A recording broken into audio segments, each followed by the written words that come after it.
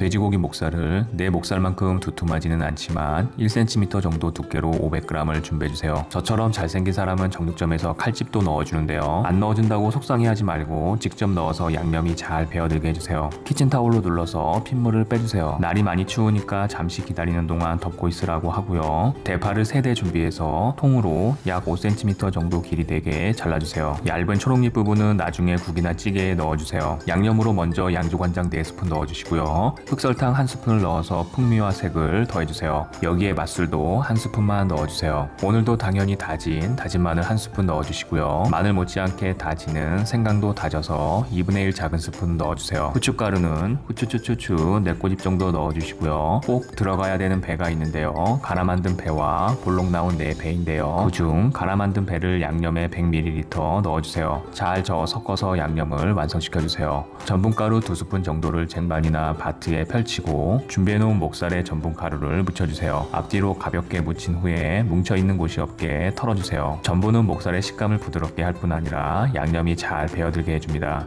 이제 달궈진 팬에 식용유를 두르고 목살을 올려주세요.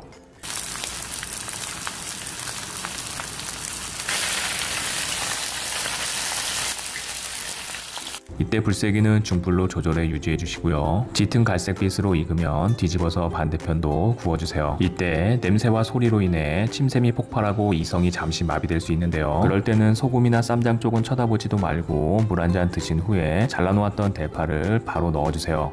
목살이 앞뒤로 잘 구워졌으면 키친타올을 사용해서 기름을 닦아내주세요. 목살 표면의 기름까지도 구석구석 잘 닦아줘야 느끼하지 않고 맛있게 먹을 수가 있습니다. 이제 만들어 놓은 양념을 목살 위에 부어주세요.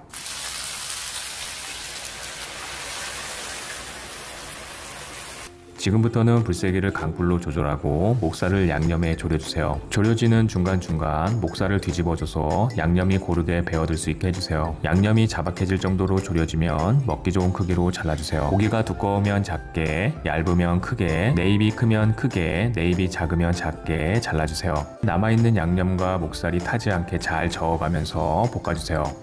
양념이 목살에 완전히 졸여지면 불을 끄고 통깨를 솔솔 뿌려주세요. 갈비 그 이상으로 맛있는 목살 조림이 완성됐습니다. 삼겹살 600g을 약 1.5cm 정도 두께로 준비해주세요. 준비한 삼겹살은 두툼하게 약 1.5에서 2cm 정도 두께로 잘라주세요. 삼겹살이 구워질 때 기름이 빠져서 줄어드는 크기까지 감안해서 손가락 굵기 정도로 두툼하게 잘라야 식감이 좋습니다. 집에 우렁각시가 있지 않는 한 도마와 칼의 설거지를 줄이기 위해 정육점에서 미리 잘라오시는 걸 추천해드리고요. 꽈리고추 300g을 꼭지를 제거하고 깨끗이 씻어서 준비해주세요. 꽈리고추를 반으로 잘라서 한 입에 먹기도 편하고 양념도 잘 배어들도록 해주세요. 먹어보면 압니다. 삼겹살은 그저 바지일 뿐 이 요리의 실세는 꽈리고추라는 것을. 깐마늘을 열알 준비해주세요. 깐마늘을 반으로 잘라 익는 시간도 단축되고 먹기에도 편하게 해주세요. 이제 양념장을 만들기 위해 먼저 두반장 1스푼을 넣어주세요. 두반장 1병 사서 냉장고에 넣어두었다가 볶음 요리에 사용하시면 두반장의 맵고 짠 감칠맛이 요리 반장으로 만들어줄 겁니다. 두반장을 도울 부반장으로 굴소스 1스푼을 넣어 감칠맛을 더해주세요. 양조간장 3스푼을 넣어주세요. 중화스러운 소스 맛을 한국적으로 중화시켜줄 겁니다. 여기에 설탕을 2스푼 넣어서 단맛도 더해주세요. 술 좋아하는 삼겹살에 맛술 6스푼을 넣어서 돼지 잡내를 잡을 뿐 아니라 요리의 윤기와 깊은 단맛을 더해주세요. 설탕이 녹을 때까지 잘 섞어주세요. 이렇게 만들어진 양념장은 잠시 옆에 놔두시고요. 웍을 준비해서 뜨겁게 달군 후에 준비해놨던 삼겹살을 넣고 볶아주세요. 불세기를 가장 센 불로 조절하고 삼겹살이 전체적으로 노릇해질 때까지 볶아주세요. 이렇게 노릇하게 구워졌으면 냄새와 소리로 인해 정신이 혼미해질 수 있습니다. 정신 건강을 위해서 삼겹살 3점에서 4점 정도를 드시는 걸 추천해드립니다. 삼겹살이 볶아지면서 나온 기름이 너무 많으니까 키친타올을 이용해서 기름을 제거해주세요. 2스푼 정도의 기름만 남겨놓고 제거해주세요. 이제 여기에 준비해놨던 마늘을 모두 다 넣고 약 1분 정도만 볶아주세요. 풍미 가득한 마늘향이 올라오면 만들어 놓았던 양념장을 모두 다 부어주세요.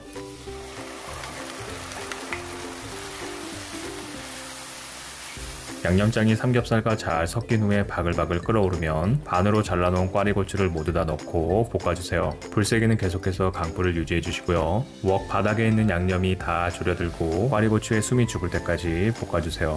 꽈리고추가 살짝 숨이 죽고 양념이 잘 배어들었으면 불을 꺼주세요. 이제 마지막으로 고소함을 더해줄 통깨 한 스푼을 넣어주시고요. 다시 한번 잘 골고루 섞어주세요. 먹으면 누구나 반하게 되는 삼겹살 꽈리고추 볶음이 완성됐습니다. 돼지고기 앞다리살 수육용입니다. 아쉽지만 수육 양용은 없고요. 앞다리살은 가격이 저렴할 뿐 아니라 지방이 적은 대신 담백하고 씹는 식감도 있어서 특히 살코기를 좋아하시는 분들은 앞다리살을 사용해 보시고요. 마치 내 뱃살처럼 지방이 고르게 분포되어 있는 삼겹살 부위는 비싸지만 그만큼 부드럽고 맛은 보장되니까 삼겹살과 앞다리살 중 취향에 맞게 수육용으로 1kg 정도를 준비해 주세요. 지성 피부를 뽀송뽀송하게 키친타올을 사용해서 돼지고기 표면의 기름과 수분을 닦아주세요. 대파는 2대를 준비해서 약 10cm 정도의 길이로 잘라주세요. 양파와 사과를 각 1개씩 준비해주세요. 양파는 냄비 바닥에 깔기 좋게 가로 방향으로 4 내지 5등분으로 잘라주세요. 사과는 껍질째, 양파와 역시 비슷한 두께로 썰어주세요. 사과가 없다고 고소고발하지 마시고요. 이럴 때는 양파를 2개 준비해주세요. 사과의 씨는 빼주세요. 따라서 어쩔 수 없이 내 몫으로 챙겨놓고요. 깐마늘을 10에서 12알 정도 준비해주세요. 마늘 약효의 주성분인 알리신은 마늘 세포가 파괴되었을 때 나오니까 마늘을 으깨주세요. 으깰 때 칼을 사용하면 겁먹고 놀란 알리신이 안 나오고는 못 베깁니다. 무쇠솥이나 바닥이 두꺼운 냄비를 준비해서 먼저 양파를 깔아주시고요. 사이사이 빈 공간에 썰어놓았던 사과를 채워주세요.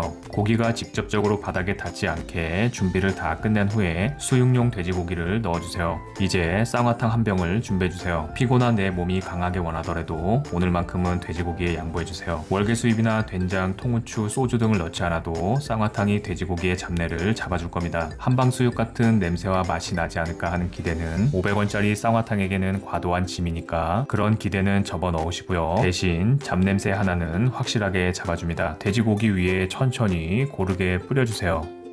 알리신을 듬뿍 가지고 있는 으깬 마늘을 돼지고기 위에 올려주세요. 마지막으로 10cm 정도로 썰어 놓았던 대파를 마늘 위에 올려서 덮어주세요. 불 조절이 어렵거나 수증기가 잘 빠져나가는 냄비일 경우에는 물 1컵 200ml를 넣고 삶아주세요. 뚜껑을 덮고 약불에서 50분간 삶아주세요. 타지 않도록 중불 같은 약불이 아닌 약불 같은 약불로 조절해서 삶아주세요. 50분간 삶은 후에는 뚜껑을 열고 고기가 부드럽게 잘 익었는지 젓가락으로 찔러서 확인해주세요. 고기를 찔렀을 때 아직 덜 익어서 핏물이 나온다면 내가 산 게 고기가 아닐 수 있다는 의심을 한번 해보시고요. 고기가 잘 익었을 경우 뚜껑을 덮고 불을 끈 후에 10분간 뜸을 들여주세요. 10분간 뜸을 들여 맛있게 삶아진 수육은 뜨거울 때 바로 썰면 부서질 수 있으니까 잠시 한김 식힌 후에 먹기 좋게 썰어주시면 어디에 내놔도 손색 없는 맛있는 수육이 완성됩니다.